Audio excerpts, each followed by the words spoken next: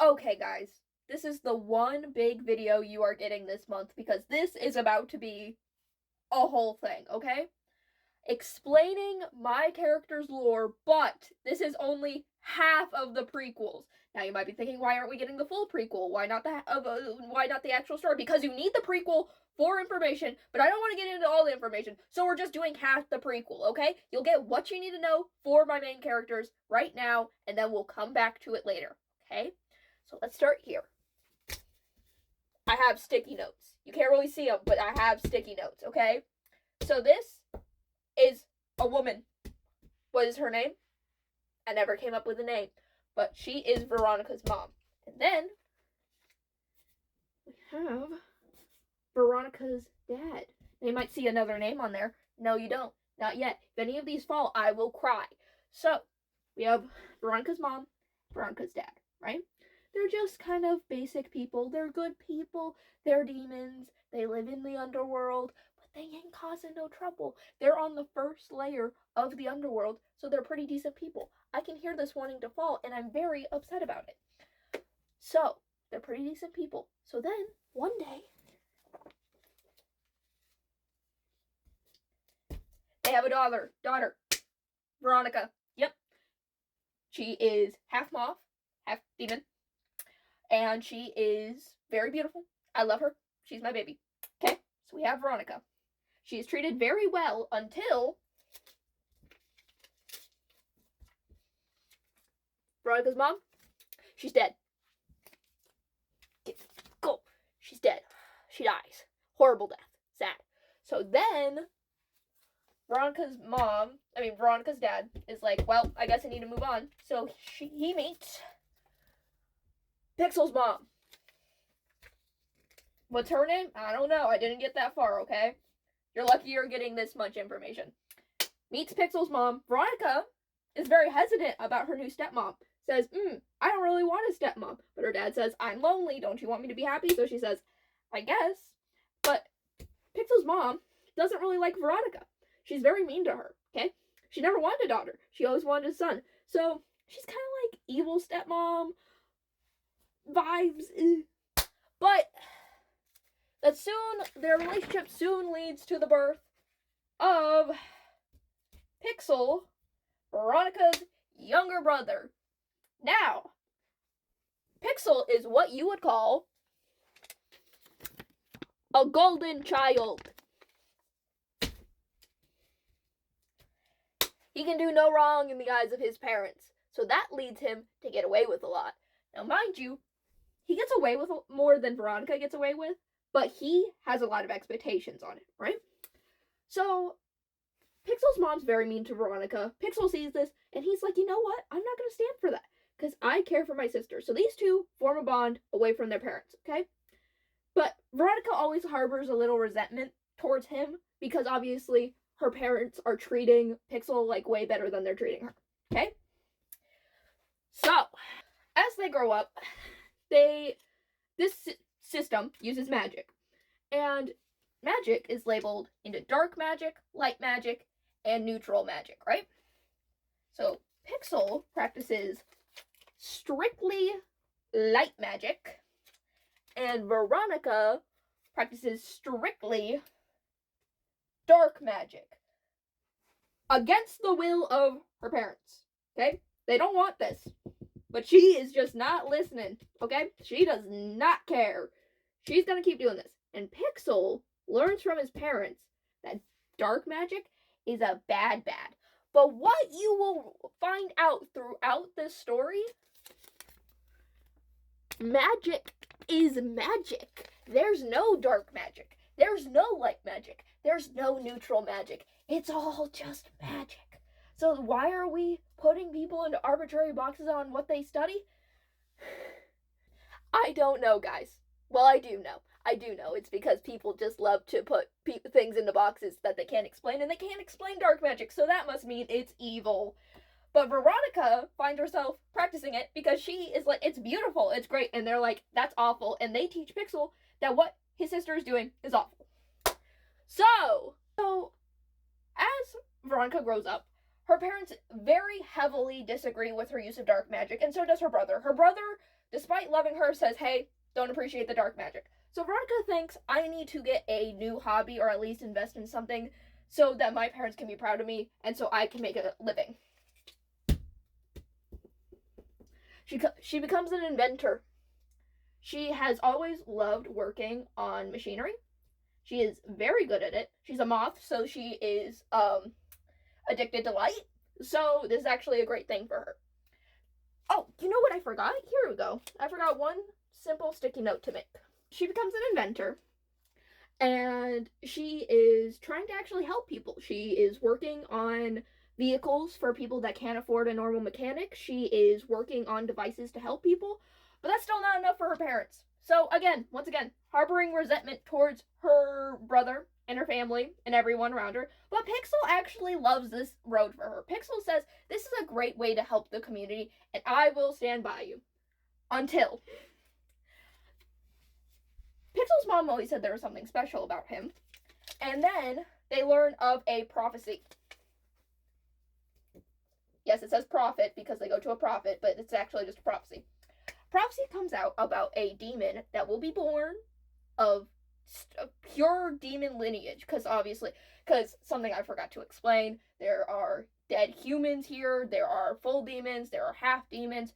So a demon of full demon descent, their parents were full demon descent, will be born, and it says stuff about like a golden child, basically, which is funny that Pixel is a golden child, because I call him that because, as you'll see on his full design in his character sheet, he has golden accents. Why? Because he bleeds gold, okay? Like, he bleeds this yellow liquid that looks like gold. So then, these two take that and they run with it. They're like, our son is the son of prophecy. He is magnificent. So this leads them to fully isolate the two. I should kind of...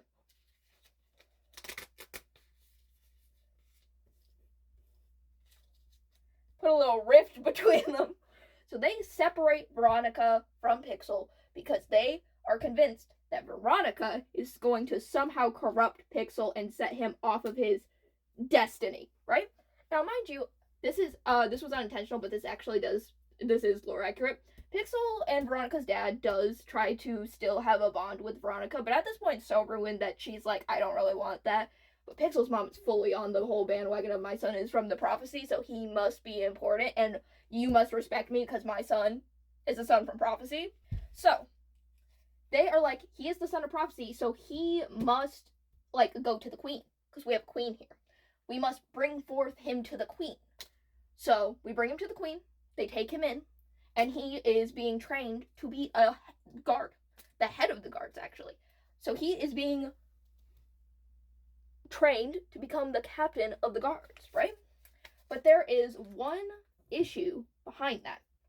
Every captain of the guard / champion of the realm must do a favor for one of the head gods of the universe, right? They have to do a favor for them so that they can be chosen, like a divine favor, basically. So they want him to become this captain of the guards because his mom's like, he's special, and his dad's like, I guess, okay. So he has to do a favor for one of the divine gods, and the one who answers his call is this little flame dude. Okay, he doesn't have a full name yet, but I just call him Little Flame Dude. And he is one of the newest gods in the realm. There's like 5 of them, but he's the newest one. And he answers Pixel's call for a divine favor. And he says, all right, you're going to do something for me. He's like, yeah, what do I gotta do? I need you to kill a baby. What? You need him to do what? I need you to do this for me.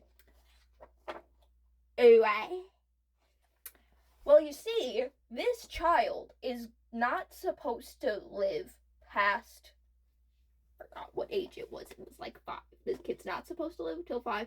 And if he does not die by the age of 5, he will set the timeline askew of our realm. And he's like, okay, wouldn't me meddling cause him to live longer? And the flame dude's like, this is my favor. This is my favor, okay? You don't get to ask about the favor. I ask you about the favor. So then Pixel's like, okay, I kill a kid. So then he arrives to find this kid, but he doesn't find the kid at first. He finds Coral, who is the kid's mom. And she is a wonderful lady. She is so kind. She is so sweet. And then he meets her kid, the creator. That's not actually his name, but we're not going to get into why his name's that until the actual story plot. So just call him the creator. Meets the creator as a baby, mind you.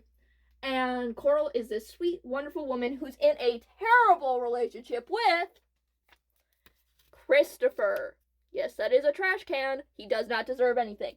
Because Christopher is the worst person ever.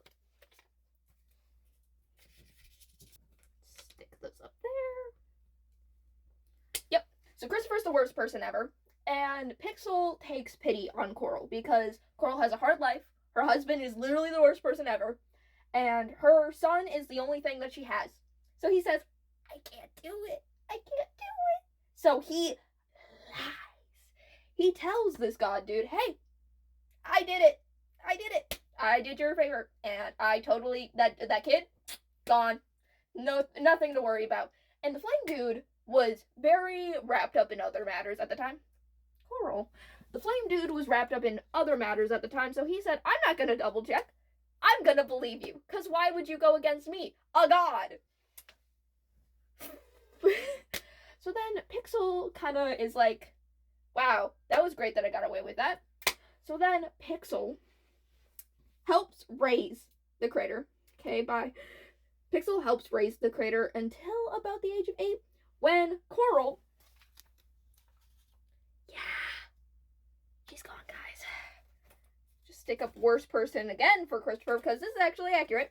She's dead. Why? Who could have done it? Who could have done it? Could it possibly be the worst dude to ever exist in my stories? No. Could it be him? But basically, worst person ever murders his wife. I can actually just take her off the board now. And her last wish... Actually, I should have thrown her off before I did this. Her last wish, she goes, Pixel, take my kid, raise him, don't let him die young. Pixel says, I don't know the first thing about raising a kid. And she's like, dude, I'm dying, please just figure it out. So he says, okay, fine. So then he takes the critter away from his abusive dad. And he takes him to the underworld with him. And Flame Dude is none the wiser. He's like, just not thinking about it. So then, because he has this favor now, he can actually become the captain of the guards. But he is hiding a major secret.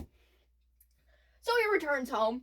He is like, man, I just lied and I don't know what I'm going to do now. And this is so risky having him here because obviously he's a god overlooking our realm. So he's going to find out eventually. But we're going to get back to that.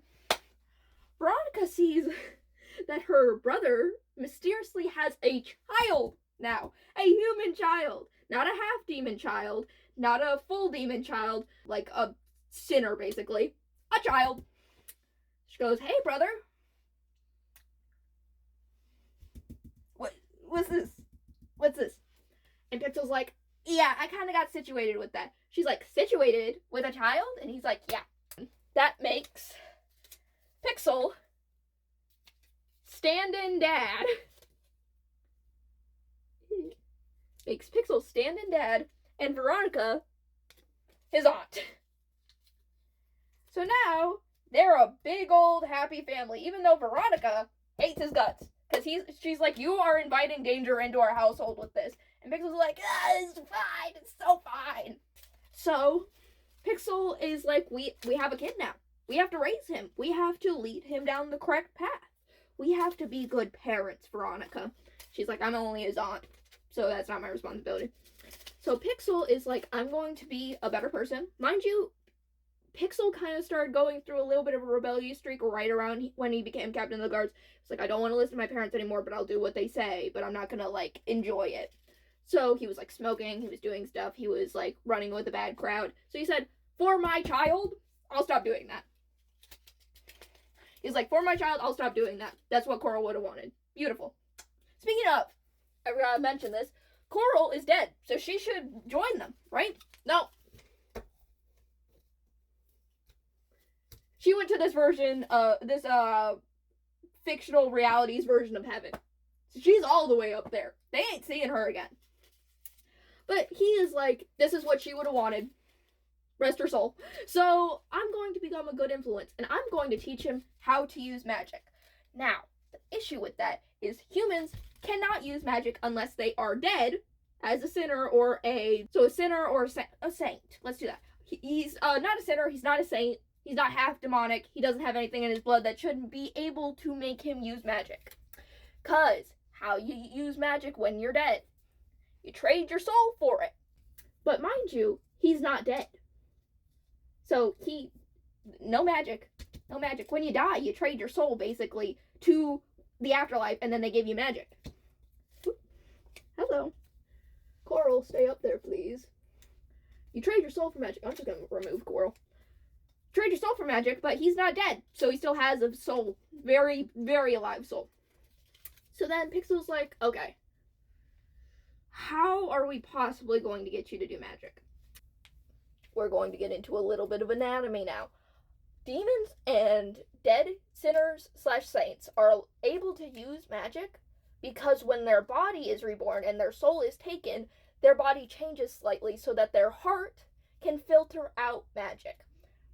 Filter out magic? What does that mean? So basically, when you cast a spell, it corrupts you just a little bit, but usually they have something in their heart that can filter out the corruption so it does not taint their heart. He doesn't have that yet. So Pixel finds a spell, basically a back alley spell, that would be able to change his heart enough that he could filter out magic so he could give him the ability to do magic. Because he can give him the ability to do magic, but he would have nothing to filter it out. So he is going to attempt to give him a back alley heart transplant. So he is about to do this very sketchy operation that isn't allowed anymore because it doesn't work. We'll come back to that, right? This says demon heart, not like a human heart. Why? Because demon hearts, like I said, can filter out magic. They're specifically made to filter out magic. And because they have a hard shell around the heart. So if anything were to happen where their heart was tainted, it could survive it. We'll come back to that. So we give him a botched back alley heart surgery, basically. And he's doing great! He's not dead, he didn't die, so he's doing great. Except he's not. Suddenly, he has come down with an illness. An illness that he cannot put into words. And Pixel is like, no, it couldn't be the back alley operation we did. No, it couldn't be that. Veronica, during this time when he was learning magic, started teaching him dark magic, right? She was like, listen, Pixel's only teaching you light magic. I don't think you should be limited, and I'm going to give you the option to learn dark magic if you want to. And he was like, yeah, I want to learn dark magic. And she was like, sick, I'll teach you. So she starts teaching him. So then Pixel was like, you know what? I don't think it was my back alley heart transplant that did it. I think it was because you are teaching him dark magic. So our parents were correct because you're trying to taint the child. So they get into a huge argument. You're teaching the kid dark magic. You're going to kill him. You're the one that gave him a back alley heart transplant. I didn't even want him here. And it leads to Veronica running away. So then she runs away. And she's like, I'm not coming back. Peace. So then Pixel is left. Just take you down for a minute because you're not coming back for a hot minute. Pixel is like, I should not have done that. I'm a single father now. So then he is left to raise his child that is still pretty sick, but just gotta live with it. So then the queen comes to her head of guard and says, hey, extermination time. And he says, what are you talking about? And the queen goes, dark magic users need to be eliminated. because their use of magic is going to corrupt us all. And Pixel has been bad to this point, but he's like, I don't want to do that. But he is forced to announce the war, which gets us to the war. He announces the war, right? Yes, I did write war on a sticky note, don't even. And Veronica hears this news after she runs away into isolation. She hears the news of the war. And she does not know that Pixel is against this, right? All she knows is that they had this huge argument and now he's announcing a war against people that use dark magic. She's like, he totally told people. So she's like, we're gonna fight against this. So she sees the extermination and she starts rallying all the dark magic users to fight against the kingdom. Because ain't no way we're getting exterminated without a fight. So then she meets a man. Right? Don't mind that it says evil guy. That can't be foreshadowing for anything. She meets this guy. And he basically tells her that he has also been wronged. And he is a dark magic user. And he is going to help them fight this war. And that leads him to basically become her advisor for this. Because she's never fought in a war before. She doesn't know what she's doing. And now they basically anointed her as general. So this dude is like, I'll be your advisor. Because he says that he is ex-military. Because somebody took his place as captain. So she's like, you know what? Not sketchy, dude. That's fine. Come here. Let's go. So they're working on efforts. Mind you, we're in war times. So Pixel is like, I gotta leave you, child. Very sick child, but it's okay. Because I will be back. I am not going to go through with this war. I am going to stop it and form a peace agreement. And Critter's like, I don't think we should do that. I don't think we should try and do that. And Pixel's like, nope, she's my sister. I love her. We have always gotten along before this. I will not let them execute my sister. So Pixel goes off to the battlefield to stop this. Not to fight, to stop this. Meanwhile, Veronica, on the day of the meeting, like where they were going to announce that this was war times and basically come to the agreement that they were going to negotiate, has a mysterious accident that causes her to break her foot because some equipment wasn't put up right, and she somehow mysteriously on the big day breaks her foot. So who has to take over and go for her instead? Mr. Advisor. But that's okay, because an advisor has never been evil before. So he goes to talk to Pixel. Pixel's like, where's my sister? He's like, don't worry about it. He says, okay. He's like, you're not my sister, but I'll still do this because I don't want to fight. He says, let's stop this. We don't need to kill anybody. We can talk about this. We can all figure this out. An advisor guy goes, you shouldn't have stolen my promotion, dude. So he announces that they're going to war. So then, Pixel is forced to fight all the people that this dude is dragged in here with his army. And they're fighting. And someone sneaks out in the middle of the war to follow Pixel to make sure he's okay. Because despite him being literally on death's doorstep, he does not want to lose another parent. So he follows him into war just in time to see very evil guy. It's very fitting that he just fell. Very evil guy ending Pixel. Yep, he's dead. Evil guy murders him. So he sees that.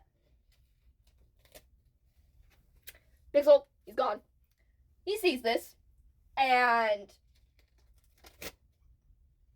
let me move you down there, son, because you are becoming a big character. Yay! So something that was established early on before this point is that the Critter's magic was tied to his emotions because of the botched heart thing. So when he sees his father die in front of him, he lets out a big old blast of magic that ends the war.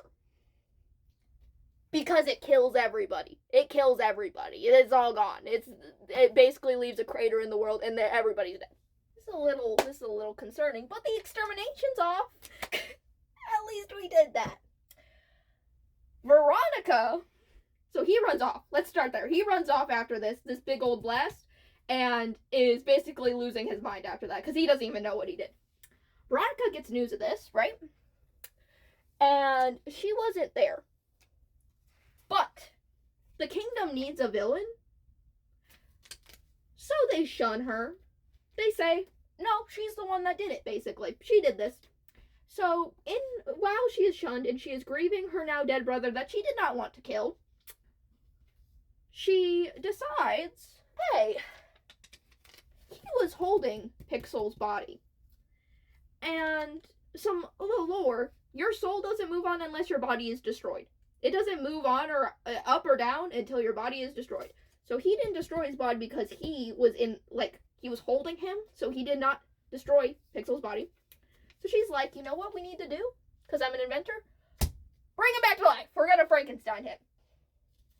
So she runs off in exile, basically, to go figure that out. So then we are left with the crater. Everyone around him is basically dead. He has no friends. So he uses his magic to make one more wish with the last strength he has to make a little office / world of his own that he runs off into. So he makes this little pocket dimension and hides away in it just as his heart thing is about to give out. And his botched heart transplant basically gives out. He can no longer filter out the magic goop, okay? So the goop is taking over his body and is slowly killing him. Until one day, it stops slowly killing him. Because the magic evolved with that one big blast into splitting himself basically into two. So the magic became sentient after splitting. Because of that giant blast that he did, it made the goop sentient. And there's a whole bunch of lore of why he became sentient, but I'm not going to get into that right now. But the goop's sentient. So basically there's the goop inside of him, and it's no longer killing him, but it's sentient. It can take over his body whenever it wants to. It's basically Venom, the magic goop. He didn't know about this because Vex was basically a hidden pregnancy, but of magic. So, like I said, this little goop creature is basically using his body to sustain itself because it's a parasite. It can't sustain itself on its own. So it takes the name Vex, and it's just chill like that. So then they run off to their little magic space, and Vex is basically being hidden the whole time. Because Crater says, I don't want to deal with that. I don't like that this thing is inside of me. So he just pretends that Vex isn't there while he is hiding out. And that is right before the first book starts. So that is most of the prequel book knowledge that you need to know. The other knowledge that you need to know is stuff that I probably will get into later, but it's Christopher and Coral's relationship, how it led up to Coral giving the Crater up to Pixel. Another reason why he can't remember his own name and calls himself the Crater is because of the split. It took half his memories with it. Vex doesn't know what to do with the memories, and he's not telling anything. So half his memories are gone, and one of those memories was his name. So he just calls himself the Crater because he becomes an author while he's locked up, and some of his creations come alive. So he's like, I'm a Crater. I'm the Crater. So that's where his name comes from. The Crater. And the only people that know his name are either dead or exiled. So there's not a lot of people to tell him who he is, really. So I just edited the last part of my prequel video, half of my prequel. I'm not even going to get into it. I finished the last bit that I had recorded of my OC's lore. And I realized that you guys didn't really get an explanation of the soul to star pipeline. So I feel like I should explain it just a little bit. So this is going to be my gift to y'all, okay? Y'all get a little explanation so I can try to make it make a little more sense, because obviously the star soul went into Vex. So obviously we need to explain how this happened. So I'm going to do my best here. I got a few more state notes. So basically, we'll start here. A soul. A soul is born when a human's born. So basically any living being, not even just a human, just any living being has a soul in them. So for this example, we are going to use the creator. When he was born, he was given a soul. So anything has a soul. Dog, cat, plant, anything that lives has a soul, has a being in it, right? And as a soul is born, so too is a star. So for every soul ever, there is a star. So that's how in my world we have galaxies and we have vast expanse of spaces, because if any little thing on Earth has a soul, plants, animals, people, and they're all different souls, then obviously there's going to be a lot of stars. And obviously there's more than just our world, so there's a lot of stars. So basically, when you die, this soul and this star are more closely related to each other. So I'm literally going to put them almost on top of each other. You are more closely related. This star is a dormant being. And when you die, your soul gives this star life. So basically, the stars live in non-sentience.